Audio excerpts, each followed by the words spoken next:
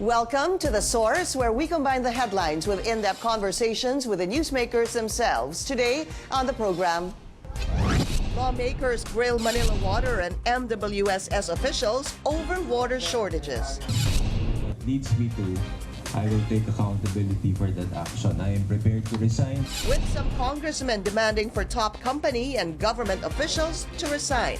If you find it unfair, unjust, and even illegal that the two water concessioners are allowed to move the deadline from 1997 to 2008 to 2014, 2018, now it's 2037.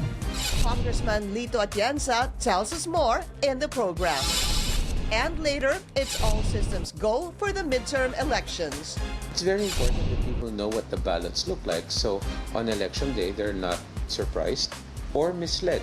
We get a closer look on how the full body is making sure of a fair and honest election. Comelec Spokesperson James Jimenez joins us live.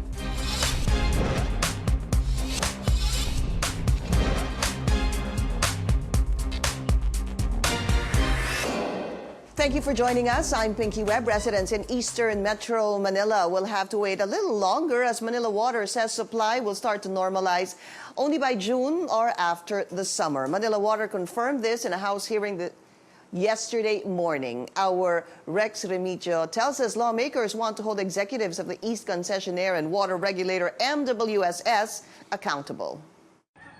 It's confirmed Manila Water customers will suffer from service interruptions until end of May. Manila Water Chief Ferdinand de la Cruz admitted this in a hearing opened by the lower house this morning. De la Cruz says this delay is necessary for La Mesa Dam to replenish its own water supply. Ipinararating ko bilang Pangulo ng Manila Water ang paghingi ng kapatawaran sa inyong mga constituents who are also our customers sa aming concession area. De la Cruz explains Manila Water's capacity cannot keep up with the rising number of customers and consumption. He adds that their first announcement of service interruption made things even worse. It prompted an unusual spike in demand and lowered the water at the La Mesa Dam to a level that is not enough to supply water to all their customers. That's why De la Cruz says he's ready to be held accountable for the worst water crisis in decades. Wherever that leads me to, I will take accountability for that action. I am prepared to resign for failing the customers. Water regulator MWSS meanwhile says the concessionaire violated their agreement forged in 1997. It obliges Manila Water to ensure continuous water supply to all its customers 24/7. The agreement also mentions the penalties for Manila Water's failure to meet service obligations. MWSS Regulatory Chief Patrick T, however, has repeatedly said they have no power to impose penalties. Sorry lang, there is no penalty to this notice of violation? Unfortunately, the MWSS MWSS Regulatory Office is not given any power to impose fines and penalties. All the MWSS can do for is to disallow Manila Water's fare hikes on their fifth rebasing of rates on 2022. The water regulator, meanwhile, is urging Congress to make a more powerful Department of Water. Officials are also hoping the government can fast-track the building of tunnels and dams to increase supply for Metro Manila. One is the China-funded Kaliwa Dam located between Tanay Rizal and Infanta Quezon. I will assure you, Your Honor, under our administration, the China company will comply. Rex Remigio, CNN, Philippines. Let's go straight to the source of the story. We have Buhay Party List Representative Lito Atienza on the phone. Congressman, good morning. Welcome to the show. Mabuhay. Thank you, Pinky, for this opportunity. Congressman, what was your conclusion after yesterday's House hearing? Very simple and very clear. Incompetence, mismanagement, and obviously corruption. Kaya ang taong bayan na napapahirapan at tayo ang pumapasa ng problema sa kanilang pagkukulang. Publicly, the General Manager of Manila Water already admitted that they are at fault. If they are at fault, then I asked him, when are you resigning? You should resign your position. Hindi pwedeng naghihirap ang tao at sabihin mo, sorry. Dahil hindi dapat nauubusan ng tubig ang tao kung kayo ay gumaganap ng inyong kontrata. Kontrata naman to, binabayaran naman natin to eh. But Congressman, he did offer to apologize in yesterday's hearing, right? Yes, but an apology is not enough. Pinky, Yeah. they should give up their posts Okay. And we are calling for the resignation of not only of De La Cruz, Manila Water, but we are also calling for the resignation of the regulatory chief of the MWSS and the chief of the MWSS, Administrator Velasco, because obviously they've failed in their jobs. Dahil hindi dapat nauubusan ng tubig ang tao. Ito pinaka-importanting elementong kailangan natin sa araw-araw. Yeah.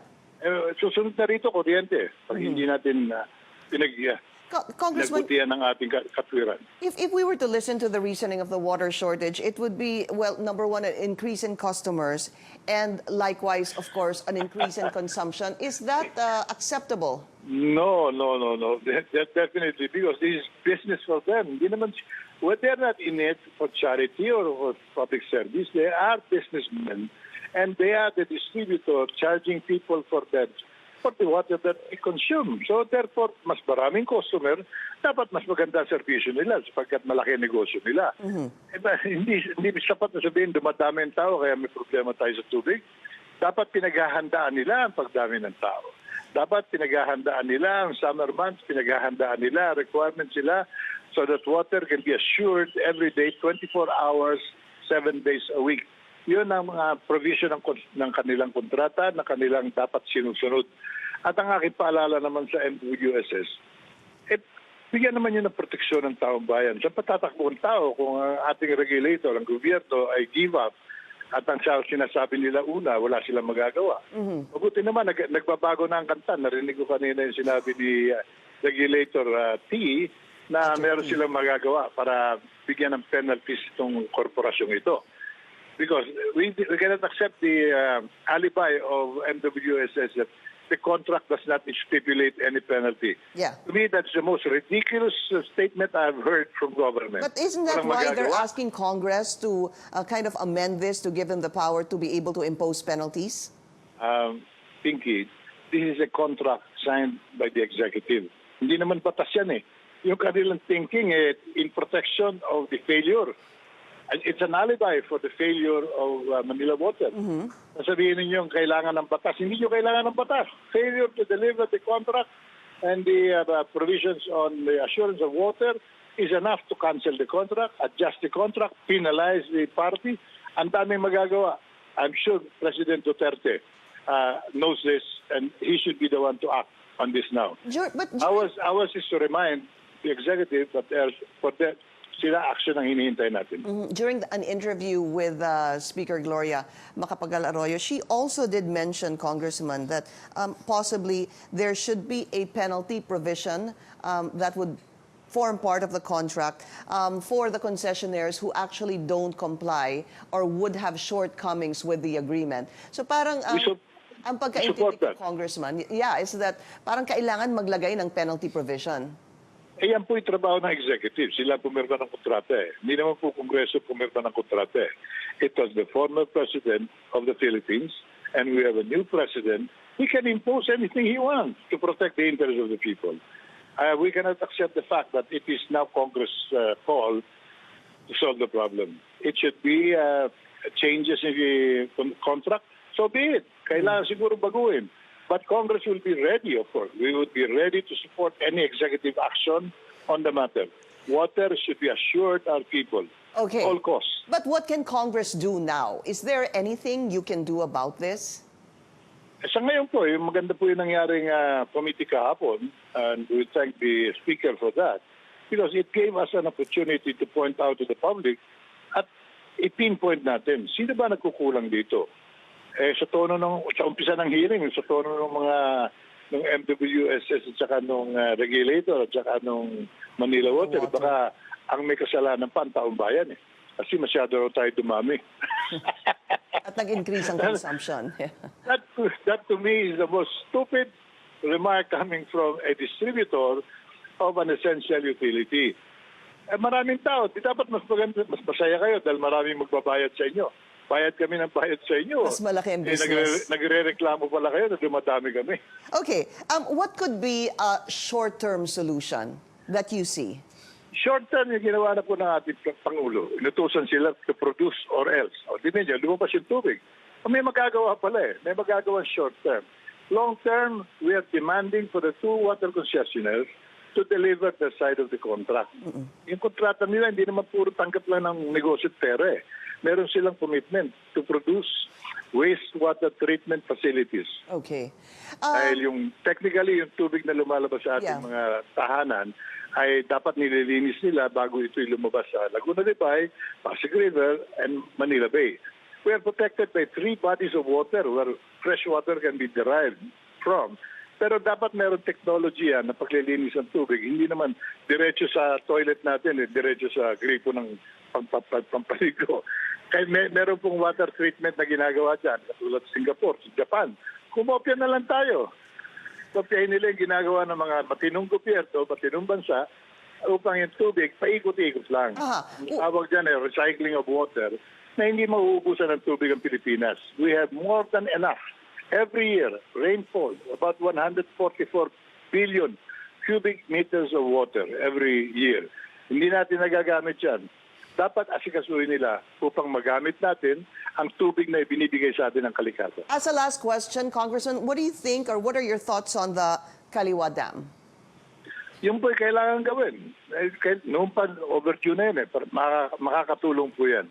Pero added to that, as I have been pointing out and stressing, their contract, where they collect money from all of us, calls for that instituting, constructing, and providing a water treatment process and facility so that water in the Philippines, in the concession area, will always be assured. All right. But the problem, Pinky, is that they've been collecting from the consumers for this service from 1997 up to now, 21 years of collecting from consumers, and they even borrowed from foreign funding institutions in the name of the Filipino people under sovereign guarantee na pag hindi nila binayaran na magbabayad na naman taong bayan. All right. Gamitin nila yung perang yan upang yung sinasabi nilang malaking gastusin pag itinet nila yung mga treatment plant.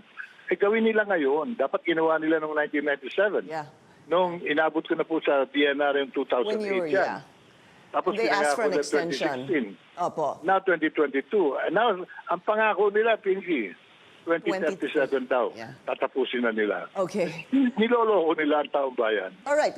Congressman Lito Atienza, sir, maraming salamat po sa inyo. Thank you. Maraming salamat din, Pinky, sa pagkakataon. Liwanagin natin ang issue nito para panagutin natin. Kung sino dapat managot, sino dapat tumutulong, sino dapat tumanap ng solusyon, gawin natin ngayon. Hindi tayo maubusan ng tubig. Thank you, sir. This is The Source on CNN. Philippines Telecom preparations are now underway for the 2019 midterm polls. A closer look at Comelec's vote counting machine. Comelec Spokesperson James Jimenez will be with us after the break. You're watching The Source on CNN. Philippines preparations are underway for the midterm elections, and the Commission on Elections officials are saying they are on track. How does the Comelec ensure that the upcoming polls will be fair, honest, and secure? How do they monitor election-related violations? Let's go straight to the source of the story. Comelec spokesperson, Director James Jimenez. Director, lots of questions, but I'm going to go really quick. Budget. Do you have a problem with the budget? We're still really gasping for breath on that, but we're looking forward to the budget being passed soon. Okay, and preparations. Any Preparations are going well. We're probably going to be done with printing ahead of schedule, probably around a week or so. And that's good for us because it'll give us more time to do other things, especially if there's anything that needs correcting. Pero mauuna pa rin obviously overseas voting. Oh yes, that one's on track already because they've already sent the VCMs over there. Yeah. Ballots are almost completely on their way, and we already have teams overseas training people to use the machines, so it's fine. Isumbong mo sa Comelec. Mga sumbong po, how is that coming along? Marami ba nagsusumbong?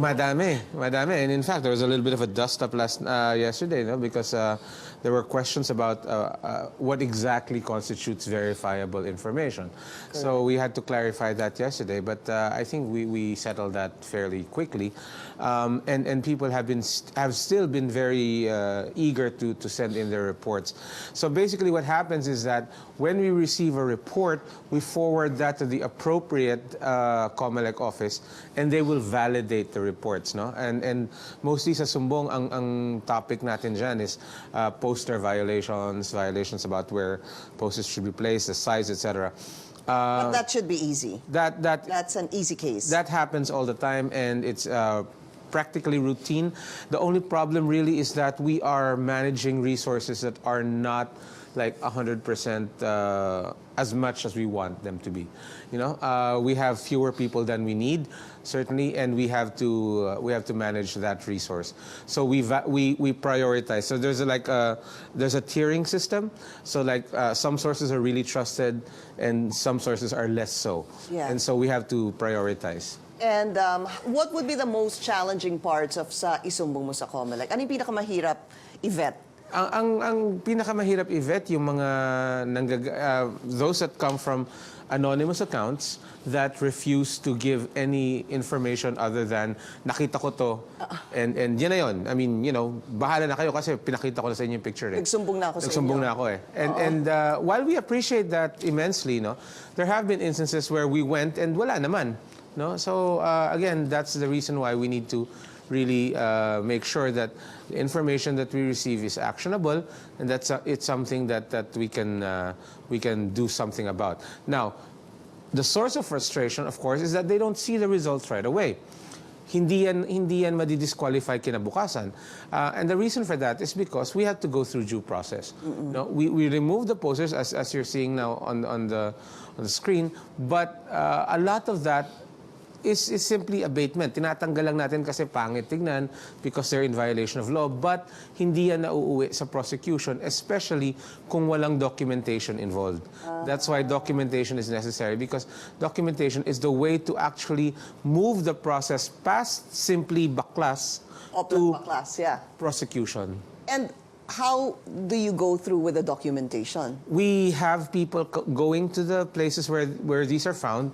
They take pictures, and then notice is sent to the candidates, and then that's when you file a case. Okay. What about, just very quickly, this issue on vote buying? There was an article on Rappler na si senatorial candidate Bongo umikot, pumunta sa mga nasunugan at nagbigay umano ng 2,000 pesos per family. What constitutes vote buying kung ikaw ay pumunta sa isang lugar, tumulong dahil may nasalanta, nasunugan? Vote buying kasi is giving something in consideration of votes, right? And campaigning is basically an act that will promote your winning, right? The reason why there might be some problems with this act is that someone might say, well, that's what he was doing. He was giving money so that these people would vote for him in the elections, no? But what if somebody says, well, tumutulong lang naman siya? Well, again, that's the argument. Becomes subjective, right? That's the argument that's going to need to be made if someone files a case. Hindi siya clear-cut kasi. For a lot of people, they would love nothing better than for the Comelec to look at an instance and say, eto yan, yun, hindi yan yun. But see, these questions will be brought to the Comelec for decision at some point. So it's very difficult for Comelec to commit to any particular decision without having seen the case firsthand, without having heard the parties. Yeah. Walang witnesses. The people accused have not been given an opportunity to respond to the Comelec. So again, you know, Comelec has to sort of take a more distant approach rather than like being there and mixing it up with everyone. All right, we'll be taking a short break. When we come back, we're going to talk about, well, we'll take a look rather at the vote counting machine. We have that here in the studio, and Director James will help us through the voting process. Not who to vote, but how to vote. This is the source on CNN Philippines. Please stay tuned.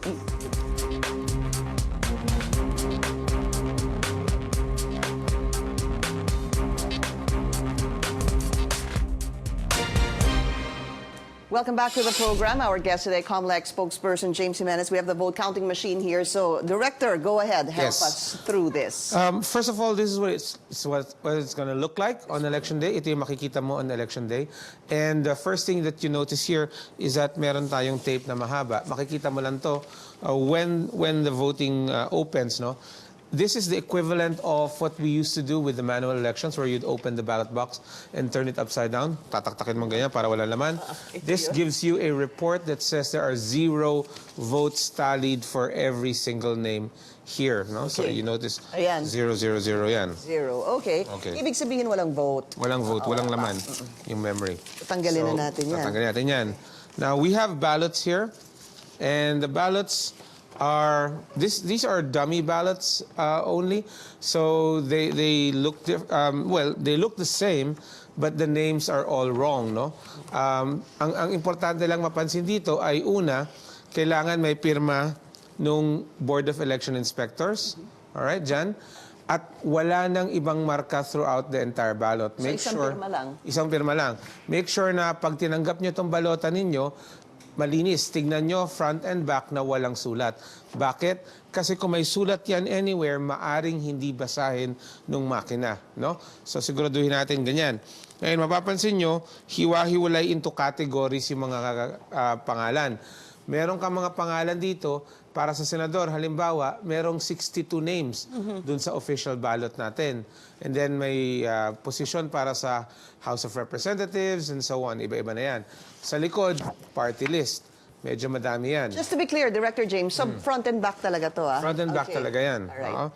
Okay, so next to the name of the position that you're voting for, yung senator, for instance, there is an indication of how many positions that you have to vote for. In this case, for senator, you have to vote for 12.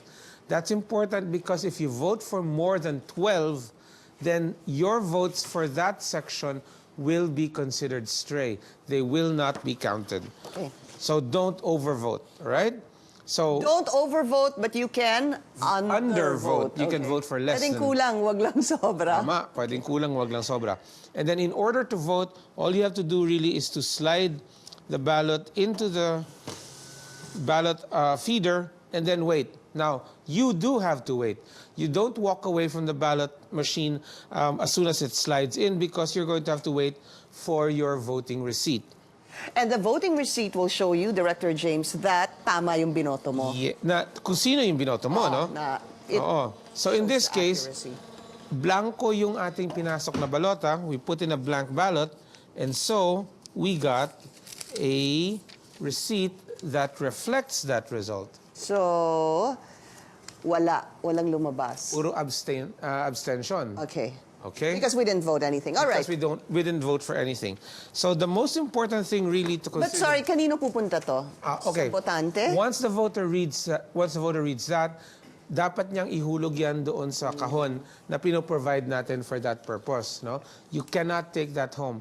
Now, if for some reason you think that the receipt is not an accurate reflection of your actual vote, you take that receipt and you go to the Board of Election Inspectors. The Board of Election Inspectors will then take note of your complaint and keep this receipt, attach it to the minutes of voting, and that will be the source of Your objection. evidence later. Yeah. That's your source. Okay, yan yung objection mo. Pero wala kang itatago. I worked in the title of your show there. That's your source. Okay. Yes, wala But kang you don't itatago. keep anything. You don't. Okay. Yeah. All right. So, the most important consideration when it comes to voting is the shading, right? As we always say, we recommend 100% shading, not anything less than that. However, the machine will read a minimum of 25% shading. The problem is, Pinky, we don't know what 25% shading is to every single person, right? Bawat isang tao... Becomes subjective, oo. Yes, may kanya-kanyang interpretasyon ng 25%. So, it's very important that we try to standardize and say 100% shading is recommended. So, it doesn't matter if you go past the lines. Pwedeng over. Pwedeng over. Just don't go under it so much so that na wala na siyang matitirang shading, no? Okay. And then make sure na when you go over, or if you go over, you don't cross over to a different oval para you don't vote accidentally. Stick to that circle. Right, stick to that circle. Now, you notice this uses a black pen, no? Because we have a special pen that we will distribute with the ballot, right? But you have to give that back. Ha, hindi yan souvenir. Balik niyo to. So, ibalik niyo ha. Kasi gagamitin pa yan ng ibang boboto. What's important though is that it will cover the oval adequately, pero kung titignan ninyo, hindi yan tumatagos. There is no strike-through. Good, Right? okay. There is no strike-through. Hindi pwedeng tumagos. Okay, let's put that in, Director James. All right? So, 3, 6. So one of the things that you'll notice about this one is that parang sobra? 12, no. 12, so Not sakto 12, siya. yeah. 12, right. So that should reflect. All right. So what we're gonna do, we're gonna wait for the receipt, and we're still gonna go live on Facebook. We're gonna have to go on television. We've run out of time. But to Comelec Spokesperson James Jimenez, sir, maraming salamat. Pero Yes. for those, please join us on Facebook. We'll still explain. We still have more ballots to show which would be void and which would be Sure. okay ballots during the election. So just to wrap this up, let's show this one, Director James. Okay. So you remember we voted for 12 for senator? Yes. And it shows there. Ayan, lalabas naman siya. Although again, as Director James said, these are, well, fake names. They're not really the senatorial candidates running. So, thank you for joining us here on The Source. Thank you, Director James. We'll be back on Facebook. I'm Pinky Webb. You're watching CNN Philippines.